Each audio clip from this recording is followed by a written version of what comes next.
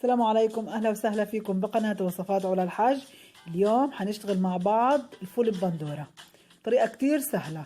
بحتاج علبة فول. دايما المعلبات بفضل انه اغسلها من المواد الحافظة. اغسلها وبصفيها. بدي بندورة وبصل، فلفل اخضر، زيت زيتون، دبس رمان، فلفل اسود، كمون وبابريكا. بقليها على النار. بضيف زيت زيتون،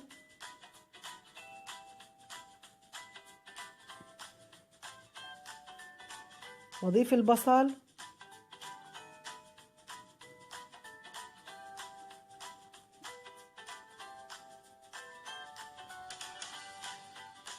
والفلفل الأخضر، وبقلبهم حتى يدبلوا تماما. بضيف البندورة،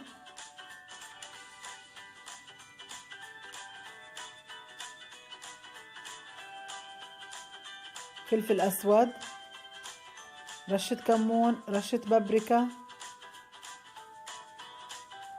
دبس رمان،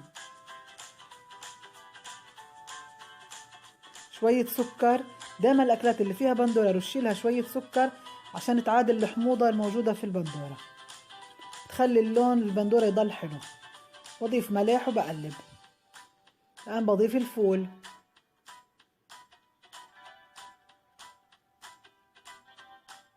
شوية مية،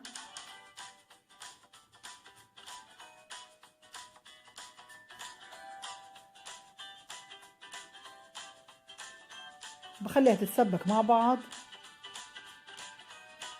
وهيك بتكون جهزت معاك أطيب فول ببندورة.